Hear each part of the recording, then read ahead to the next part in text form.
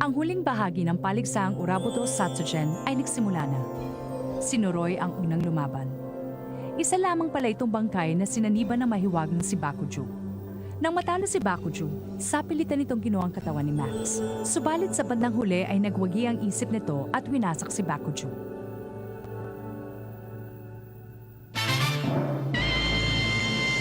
Ang dalawang master ng mapanganib na Yomon Ken. Mabuti naman at nagpakita ka na. Umanda ka ngayon dahil bilang na ang araw mo.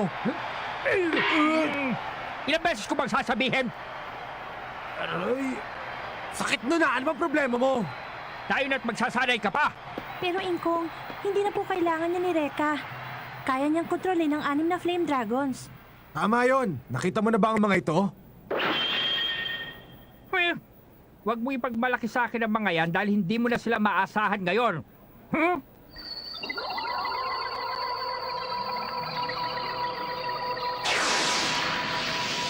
Anong ginagawa mo?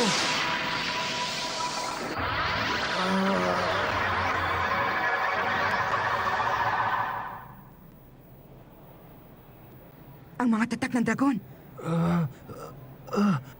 Nawala. Ibig sabihin ba nun, hindi na niya pwedeng tawagin ang mga ito? Hindi pwede yon. Imposible. Labas na natin eh! Sayha! Kuya, walang lumabas. Ano bang nangyari? Kung may isip ka, sasama ka sa akin para makuha mo silang muli. Paano ako sasama? Lumalaban na nga kami. Iisa lang ang kalaban mo. Yan ay si Kurei. Huwag ka mag-alala, ibabalik kita dito bago magsimula ang laban nyo ni Kurei. Ha? Sandali lang.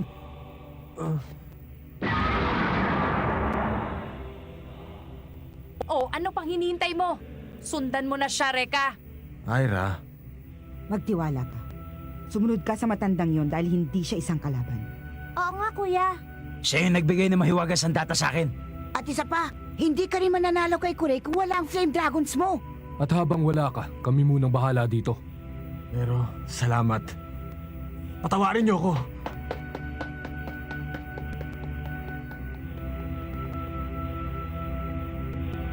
Mag-iingat ka, Reka. Nakakaasar naman. Saan nagpunta yung matandang yun? Huh? Salamin?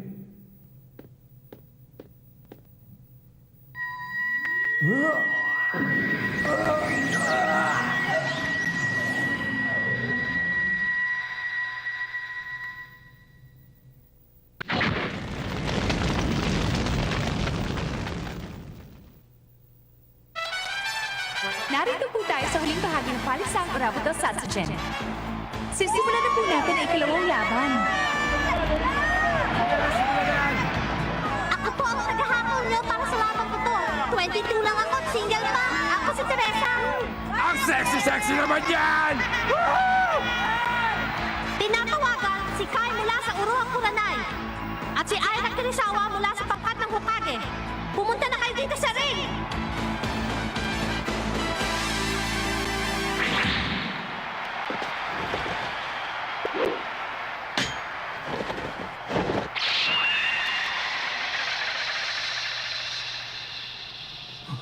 Ang espadang yun.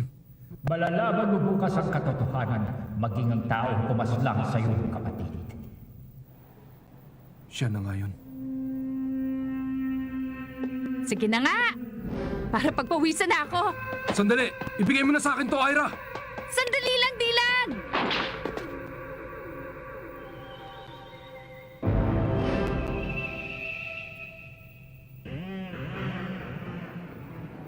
Malakas ang kutob ko na ang taong yan ay may kinalaman sa pagkamatay ng kapatid ni Dylan.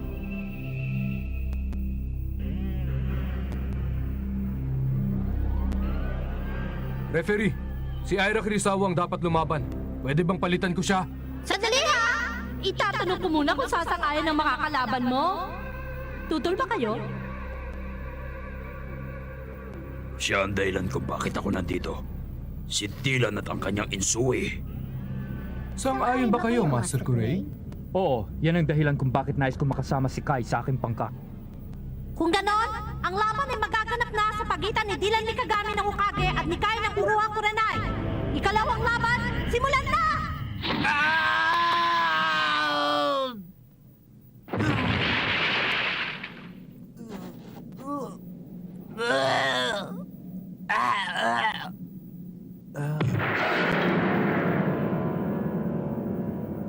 Teka, nasan ako?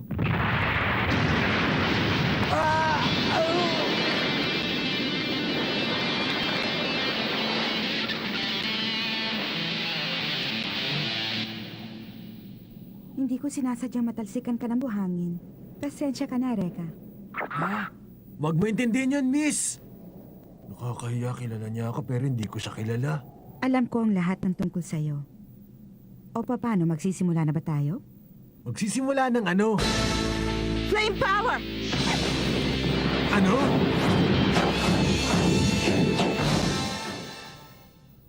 Wala naman akong away sa'yo Anong problema mo? Gusto mong mabalik ang mga dragon mo sa'yo, hindi ba? Labanan mo sila, huwag kang magtago. Sarap nito ah. Nandiyan ka na pala, hindi ka man lang nagsasabi, sandali lang tatang. Bakit kailangan kong labanan ng babaeng yun?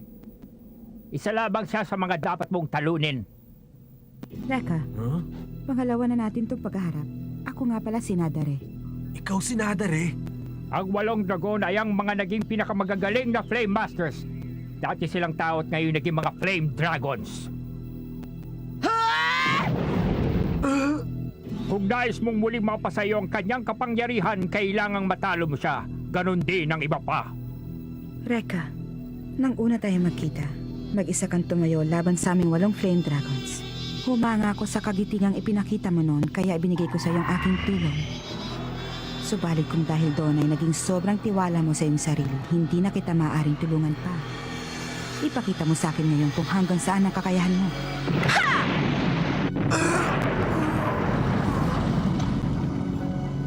Huwag niyo akong iismulin!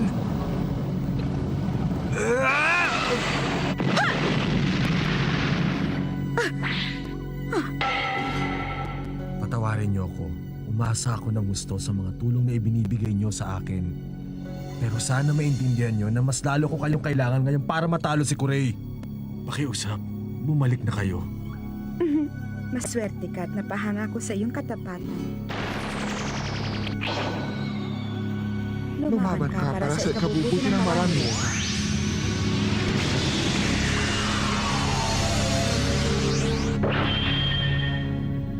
Nadare, salamat nagbalik ka na. Nauto mo na pala si Nadare. Pumili ka ngayon ng susunod mong makakalaban. Ako si Saiha. Ako si Homura. At ako naman si Madoka.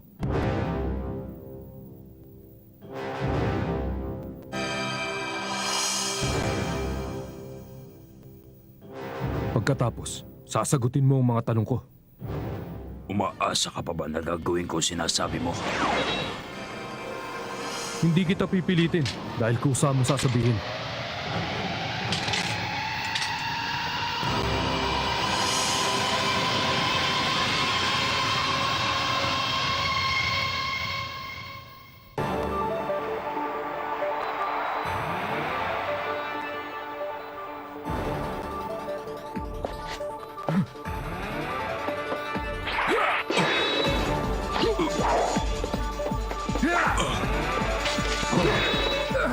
Pareho sila mabilis. Magkasukat ng kakayahan ng dalawa nating kalahok. Kuya Lorcan, kilala mo ba yung Kai na yan? Ngayon ko lang narinig ang pangalan niya eh. Pareho lang pala tayo eh. Siguro, naging Jushin-Shu siya nung pagkalis natin kay Kurei. Aba, nasira niyang balabal ni Kai. May ibubuga naman pala siya. Ito ang unang pagkakataon na makikita natin ang kanyang muka mula na mag-umpisa ang paligsahan. Maraming salamat, Dylan. Wala na makapipigil sa akin ngayon. Ang yabang naman niya. Totoong sinabi niya. Ang hikaw niya. Hindi mo ba nagustuhan ang hikaw ko? Sa bagay, ito lang ang naaalala ng mga nagiging biktima ko. Pinagbibintangan nila akong pumaslang ng mga taong malapit sa kanila. Tapos tinuturo ko sila. Ganyan din ang mangyayari sa'yo. Dylan Mikagami. Sa wakas, nakita ko rin siya, Ate Jessica. Sa lahat ng ayoko ay yung pinagtatawanan ako. Yomonken! Absolute Zero! Yomonken! Yomonken, Absolute Zero Return. Hindi lamang ikaw ang biyasa sa paggamit ng Yomonken technique. Dalawa silang gumagamit ng Yomonken! Paano? Imposible. Iisa lang ang dapat magmana ng Yomonken dahil iisa lang ang tinatanggap para pag-aralan ito. Sina Master Meguri Kyosa at Dylan Mikagami lamang ang dapat nakakaalam ng tungkol sa Yomonken. Nakakatawa ang itsura mo ngayon. Mahiwagang sandata yan, hindi ba? Siyempre naman, ito ang mahiwagang Yomon-en. Kung ganun, ang iyong mahiwagang espada ay may kakayahang gayahin ang Yomonken technique. Kaya lang, isa lang ang Absolute Zero na nagagawa ng aking Yomonken. Pagkakaisa ng 4 na bahagi. Yomonken! Water Snake! Ano yan? Ngayon ko lang nakita yan ah! Hindi niya madedepensa ng kanyang sarili kung gumagaya lang siya. Iisa lang ang Master at ako yun. Yomonken, Ice Snake!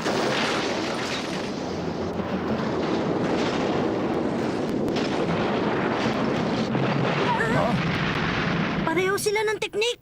Hindi magkapareho. Ang ginagawa ni Kai ay isang Ice Snake. Mas malakas pa ito kaysa sa ginawa ni Dylan. Ang ibig mo sabihin, Master? Maaaring totoo ang sinasabi ni Kai. Hindi maaaring dalawang master ng Yomonken. Nabigla ka ba? Ang Yomonken ni Meguri Kyosa ay pinamana sa ating dalawa.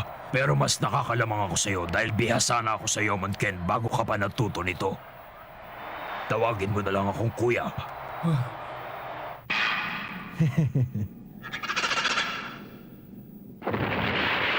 Hi. Ako si Ryon Katanashi ang makakalaban mo ngayon. Ano? Huwag mong sabihing hindi ka pa rin sanay makipaglaban sa isang babae. Mahihirapan ako ng gusto nito. Nakakatawa ka talaga, Master. Bakit hindi ka pa sumuko? Aking bunsong kapatid. Wala akong pakialam kahit na sino ka pa. Maipaghihiganti ko na rin ngayon ang aking kapatid. Naloko na. Delikado kapag pinairal niya ang kanyang galit. Si Master Kyosa na pinagtiwalaan niya ay nagsinungaling sa kanya. Hindi sinabi ni Master na mayroon pang isang katulad ko. Pero isa lang ang dapat manatili sa atin. Ang isang katulad mo ay hindi karapat-dapat magmana ng Yomonken. Alam mo ba ang dahilan kung bakit ka sinanay ni Meguri Kyosa? Kung sakali may masamang mangyari sa akin, ikaw ang aking backup. Tama na! Shuraramai! Ang problema sa teknik na yan, kailangan manatili sa lupa ang espada mo. Bukas ka sa pag-atake. Yomonken, Hisame Freezing Rain!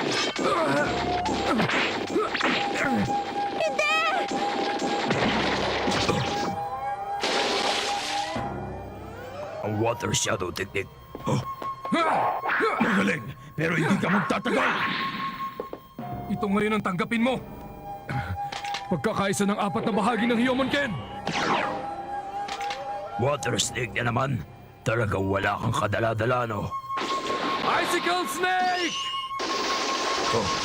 Ibang klaseng teknik na yon. Kombinasyon ng kanyang Yomonken, Churaramay at Water Snake. Mananalo na si Dylan! Ipinuhos na niya ang lahat ng kanyang lakas sa teknik na ito. Kapag hindi pa niya natalo si Kai, maaaring... Ako ang Master! Yomonen, Ice Fire!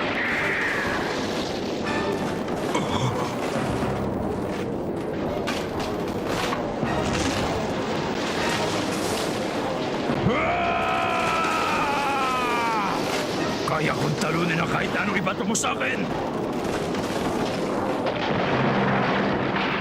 Ano? Nakita mo na? Kuya Dylan! Naloko na. Naubos na ang tubig sa kanya, Insui. Mukhang natuyo na ang iyong mahiwagang Insui.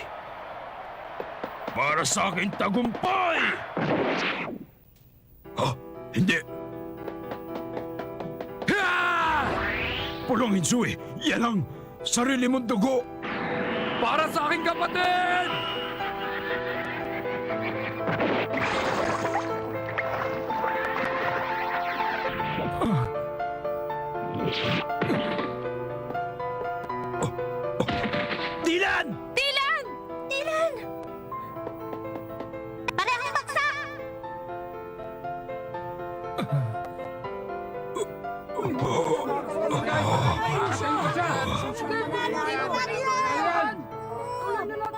Mananatili ako upang maging tagapagmana ng Yomonken. Ako, Yomonken! Dahil hindi na muling makabangon pa si Dylan ni Kagami, ang nanalo, si Kai! Bumagsak po si Dylan, mga kaibigan. Ang pangkat ng Uruhang Kurenai ang nanalo sa labang ito. Paano mo nalaman? Hindi ako ang dapat. Sabihin mo sa akin, bakit Dylan? Bakit? Master, ang huling tira ni Dylan kanina. Oo. Nagkaroon siya ng pagkakataon para tapusin si Kai kanina. Subalit pinigilan niya ang kanyang sarili. Hindi ko alam kung bakit nangyari yun. Dylan! Okay ka lang ba? Dylan! Huwag akong intindihin niyo. Grabe ang tama ni Kai. Ha? Pero hindi ba sabi mo siya pumatay sa kapatid mo? Bakit namin gagawin yon? Hindi. Hindi siyang pumatay. Nalaman mo rin pala. Nalaman ko pero huli na. At hanggang sa huling sandali ay ihahabilin mo ko sa iyong mga kasama. Kahanga-hanga. Bakit pinaniwala mo ako na ikaw ang pumatay sa kapatid ko? Ano bang bahagi ng kwento mo ang totoo? Ako ang tunay na tagapagmana ng Hyomonken ni Megure Kyosa. Subalit na makita ka niya. Nakita niya ang iyong potensyal at naisip niyang ikaw ang mas karapat-dapat na maging tagapagmana ng Hyomonken. Pagkatapos ay binaliwala niya ako. Hinayaan niya ako mabuhay upang maging kahalili mo kung sakaling nagkamali siya sa pagpili sa iyo. Para niya akong sinampal sa mukha. Ayoko maging kahalili lamang ng isang tao na 10 taon ang pagkabata sa akin. Kaya ngayon, ninais ko mapatunayan mo sa akin kung ikaw nga ay talagang karapat-dapat at kung gaano ka kagaling, Dylan. Kaya naman pala nagpanggap siya kanina. Ngayon ay lubos ko na nauunawaan. Ikaw ang mas karapat-dapat kaysa sa akin. Pero ikaw ang nanalo. Huwag mo na akong kaawaan. Alam nating pareho na pinigilan mo lang ang sarili mo kanina. Saan ka pupunta? Isa lang ang maaaring maging tagapagmana. Total, hindi rin magtatagal ang aking buhay. Kai! Iiwan ko sa iyo ang isang katotohanan. Ang taong pumaslang sa iyong kapatid ay si Megure Kyosa. Hindi totoo yan. Dahil sa hangarin mo makapagiganti, madaling tumaas ang iyong kakayahan. Yun ang nais mangyari ni Kyosa nang paslangin niya ang iyong kapatid. Dylan Mikagami, ikinararangal kong ikaw ang aking naging huling kalaban. Sana'y matapos ang iyong paghihiganti. Paalam. Ha? Kai!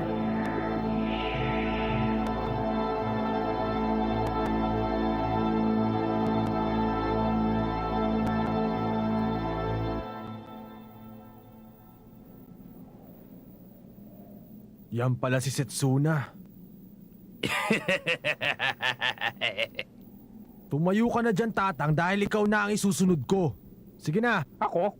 Alam ko kung sino kang talaga, kaya kukunin ko ang kapangyarihan mo. Okay? Kwaku? Tama ka.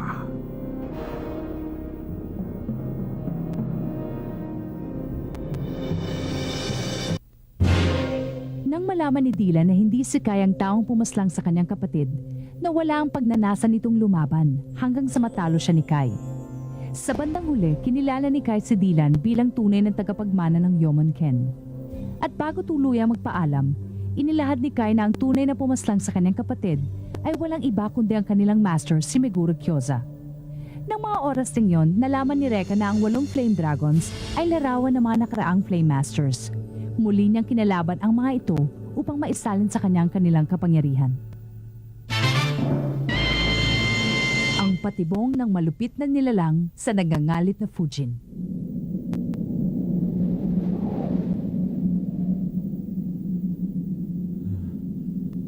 Tayong dalawa naman ngayon, Setsuna.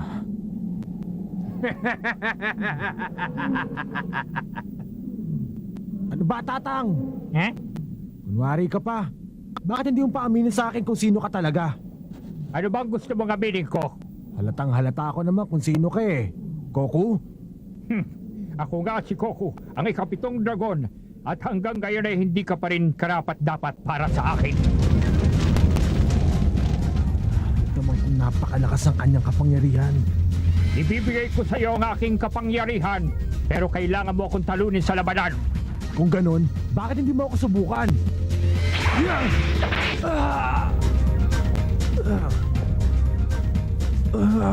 Tapos ka na!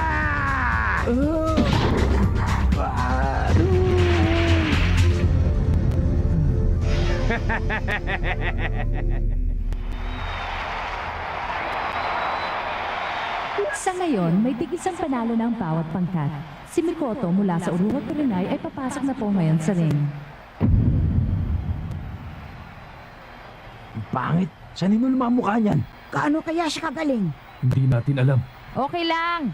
Kahit sino pa yan, mananalo pa rin si Aira. Kaya manood na lang kayo. Umalis ka dyan, mamamatay tao!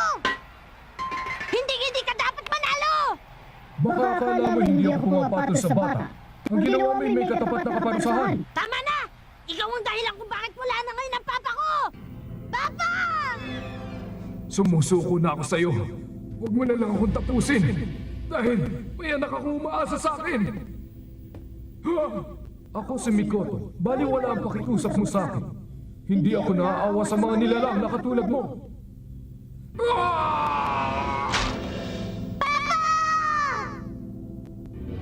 Nakiusap siya sa'yo pero hindi mo siya pinakinggan! Dapat ba akong humingi ng tawad sa'yo? Alam ng tatay mo ang kanyang kapalaran nang matalo siya sa akin. At ikaw ang isusunod ko sa kanya. Tama na! Aira Kirisawa. Pati ba bata papatulan mo? Hindi ka na nahiya. Hindi naman yan makakaganti sa'yo. Ako na lang ang pagtuunan mo ng pansin. Yan ay kung mananalo ko pa sa akin. Maraming salamat sa'yo, boy. Dahil sa ginawa mo, nalaman ko kung gaano kalupit ang halimaw na ito. Isang bagay lang ang pinangako ko sa aking sarili bago ako sumali sa paligsahan nito. Turugin ang sino mang naglalaro sa buhay ng kanyang kapwa. Wow! Kahanga-hanga, talumpati mo, Aira. Pangako, boy. Ipaghihiganti ko ang pagkamatay ng tatay mo. Ate Aira! Sige, Aira! Sige, kaya mo yan! Nakakaiyak naman. Bumenta ng gusto ang kwento ng bata sa mga manonood at ngayong kampi na sila sa Hokage. Mikoto, ipakita mo ang kapangyarihan ng Uruha. Nasusunod, Master Kuren. At ngayon, sisimulan na natin ang laban! Para sa ikatlong round ng huling bahagi, si Mikoto, laban kay Aira Kirisawa! Simulan na!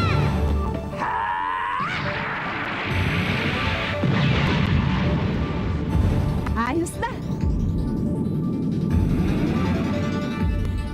Ganting pa may payo! Ibang klase, Roha! Hinarang na higanting pamaypay ang tira ni Aira. Ni hindi man lang nagalusan sa ginawang pagtira ni Ate Aira. Malakas nga siyang talaga. Ate Aira! Huwag mong sabihin umaasa ka na mapapabagsak mo ako sa isang tirahan lang. Huwag mong sabihin lumaki na yung ulo mo, isang tira pa lang yon. Ha! Subukan natin kayo ng paborito kong laruan!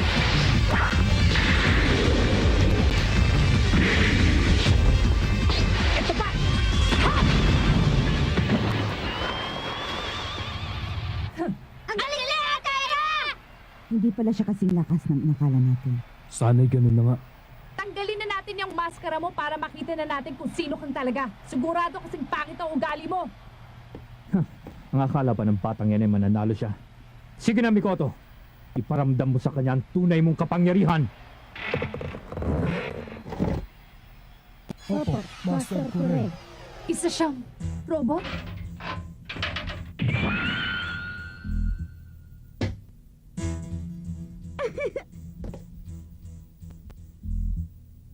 Simulan na natin ngayon ang tunay na laban. Siya pala ang nasa loob ni Mikoto. Malaki ang problema ng taong to.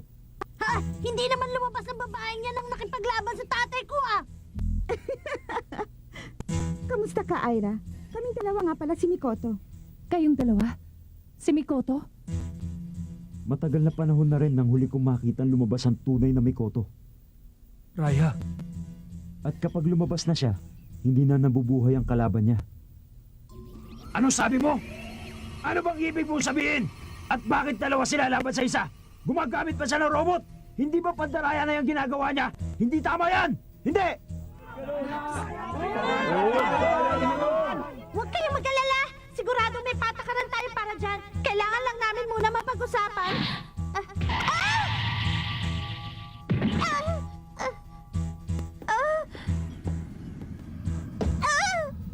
Mag-isip ka munang mabuti bago mo ako pagbintangan, Miss Referee. Sa pagkakaalam ko, wala akong nilalabag na batas. Si Mikoto ay aking anino at ang aking mahiwagang sandata. Isang sandatang nag-anyong tao at may sariling pag-iisip. Maliwanag ba? Kung sasabihin mo iligal ang aking Mikoto, anong tawag mo sa pesting dagang ibinabato palagi ni Aira? Tama na! Sumang-ayon na kami sa sinabi mo. Pero i-disqualify ka namin kapag hindi mo tinigilan ang pang-aapi sa ating referee. Kung ganon, palitan niyo tong referee niyo ng mas marunong at mas may isip. Tumigil ka na! Ito ang tandaan mo. Ako ang kalaban mo, kaya huwag ka namang dabay pa ng iba. Ikaw si Lani, hindi ba? Eto, Maraming salamat, Aira. bibigyan natin ng leksyon ng babaeng yan. Kaya relax ka lang, akong bahala sa'yo. Sige, Aira. Galingan mo, ha? Ginalit mo na talaga ako. Ha! Pagkatapos ko sa'yo, hindi ka na makikilala ng mga magulang mo dahil manghihirap ka na ng mukha sa aso. Yan ay kung mabubuhay ka pa! Ang mga kuko niya!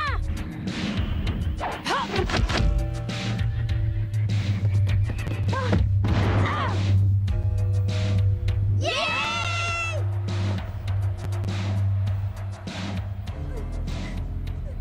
Sino ngayon ang manghihiram na mukha ng aso? Patawarin mo na ako. Sige na. Sinusunod ko lang naman ang utos sa akin ni Master Corey. Ha? Sa totoo lang, ayoko naman talagang lumaban eh. Bakit kailangan pa natin mag-away?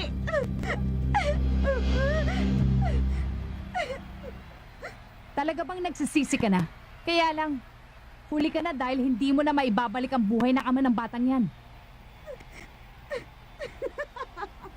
Talaga bang ututo ka? Ate Aira, sa likod mo! Ang mga kuko niya!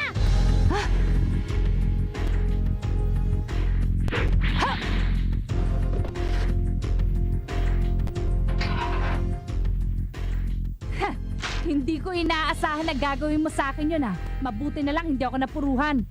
Ang luha ay sandata rin ng babae, pero hindi mo naman alam yun. Dahil wala kang utak.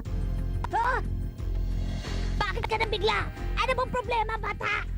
Nagalusan ang balikat ni Ate Aira ng mga kuko ni Mikoto. Mamamatay na si Ate Aira! Dahil ganyan din ang nangyari sa tatay ko! Anong sinabi mo? Anong ibig mo sabihin, bata? Nalason si Aira. Kung akala nyo ang lahat ng pandaraya na ginagawa ni Mikoto ang tunay niyang kapangyarihan, ay nagkakamali kayo. Ang tunay niyang kapangyarihan ay ang matalas na pamamaraan ng paggamit niya kay Mikoto. Yun ang kanyang mahiwagang sandata. Doku Machine. Ito ay ang pinagsama-samang lason na nagmula pa sa iba't ibang parte ng mundo. Ito ang lason ng mga lason. Unti-unti na nitong sinisira ang iyong katawan at hindi magtatagal, hindi ka na makagagalaw dahil sa kumakalat na lason sa iyong katauhan. Ano? Wala akong gagawin kung hindi maghintay. Siguro may ilang minuto ka pang natitira. Hindi ka man lang nakapagpaalam sa iyong mga minamahal sa buhay. Isipin mong lahat ng hindi mo magagawa bago ka tuluyang mawala. Hindi pwede yan! Si Aira, ilang minuto na lang ang itatagal ni Aira. Ate! Ayan, mukhang unti-unti nang tumatalab ang lason. Kung takot kang mamatay, magmakaawa ka muna sa akin. Pero alam mo naman sigurong wala akong awa. Talo ka na! Hindi.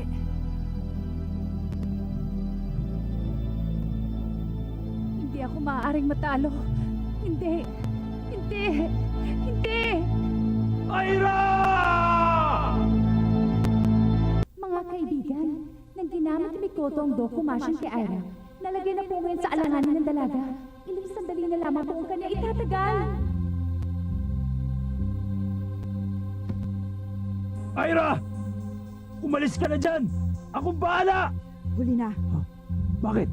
Kahit na sumuko siya sa laban, walang gamot na makapipigil sa paglaganap ng lason sa kanyang katawan. Kilala ko si Aira. Alam kong hindi siya agad susuko. Lalaban siya hanggang sa kanyang huling hininga. Oo nga. Kung ganon, anong gagawin natin?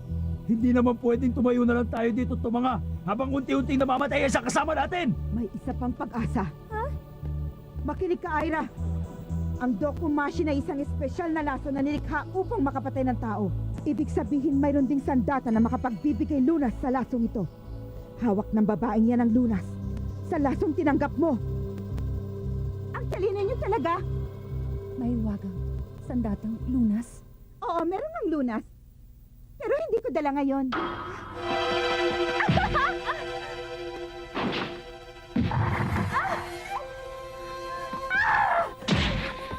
Napakalamihan naman ang suntok mo. Hindi mo ako talaga matatalo niyan. Ate Ira!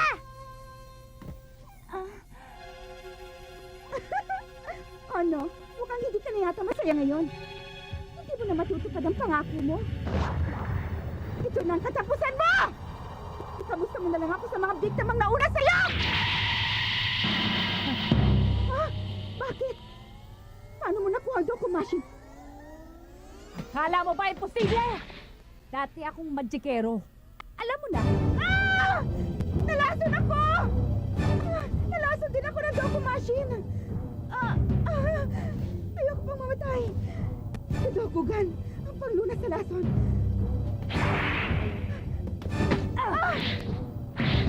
Imposible! Dapat na paralisa ka na ng lason ngayon!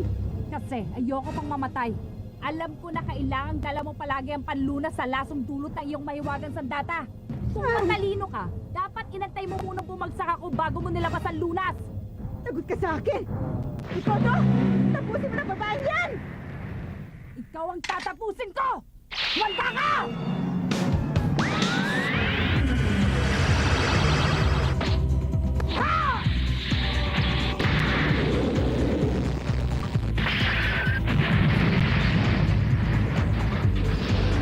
Ang pamaypay!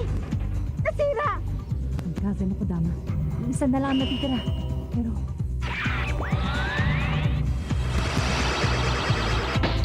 Ngayon na! Fujin! Ang pawakas na tira ng Fujin! Hayate!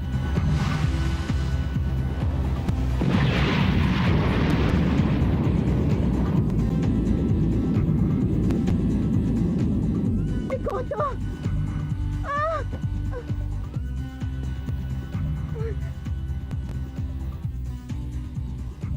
Mikoto? Ira, hindi ko na magalaw ang aking katawan dahil sa lason. Mabuti yan para tumahimik ka na.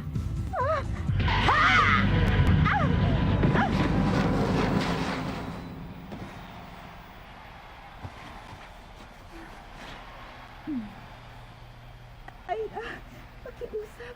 Hindi na ako makalalaban pa. Ang lason ay unti-unti kumakalat sa aking katawan. Ayoko pang mamatay. Ira, ang Dokugan, pakiusap. Hindi na kita dapat tulungan para pagbayaran mo ang ginawa mo sa ama ng batang yan. Pero pag ginawa ko yun, para na rin ako naging katulad mo. Huh.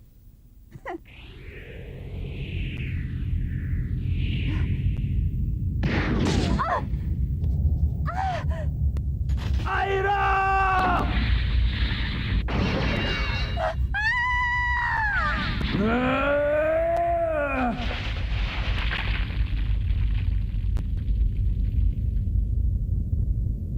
Ira! Max! Salamat po.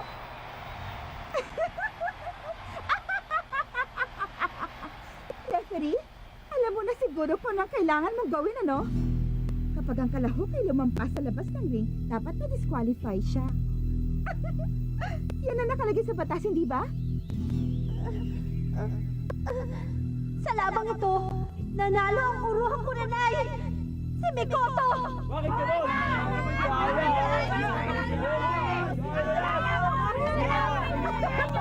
Tumahimik kayo! Si Ira ay walang karapatang sumali sa paligsahang ito! Ang gamot ko! Nawala! Ang ganda ko, Gan! Nasa na? Nawala! Si Ira! Niloko mo ko!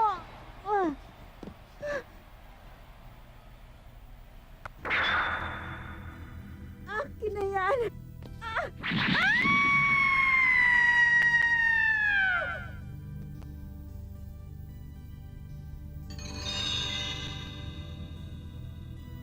Ira, Max, nakakahiya. Natalo ko sa aking laban. Naubos na rin pati ang kodama ko. Pero baliw wala dahil natalo pa rin ako. At yung bata, Max, paano? Paano ko na siya haharapin ngayon? Huwag ka mag-alala, Ate Ira! Salamat! Yan din ang sasabihin ng papa ko sa'yo. Para sa kanya, ikaw ang nanalo! tama sila, Ira. Natuwa ka. Dahil alam nila kung sino ang tunay na nanalo. At ikaw yun.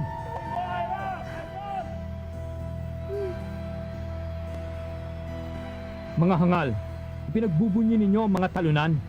Baka nakakalimutan ninyo. Hindi kayo dapat matalo sa susunod na labanan. Ano, Reka? Hindi mo na ba kayang lumaban? Kaya ko pa, Tatang. Hindi ako matatalo ng pa isa-isang dragon lang. Pagsamahin mong lahat gaya ng ginawa mo kay Magensya. Huh? Natatakot ka ba? Hindi mo ba kayang tiisin ang sakit na hatid ng iyong Flame Dragon Combo? Kahit kailan, hindi pa ako natakot. Nakataya ngayon ng maraming buhay sa labang ito. Kaya gagawin ko ang lahat, matalo ka lang, pati na rin si Kurei! Tadare! Homura!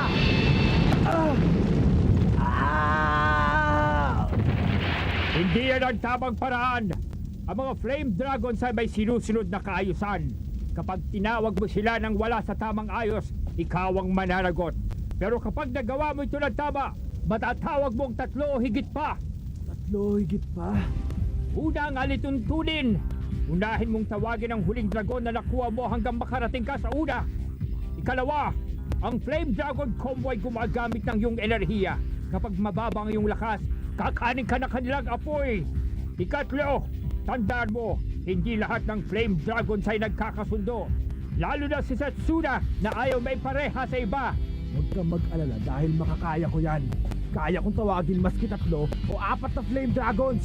Lumabas na kayo!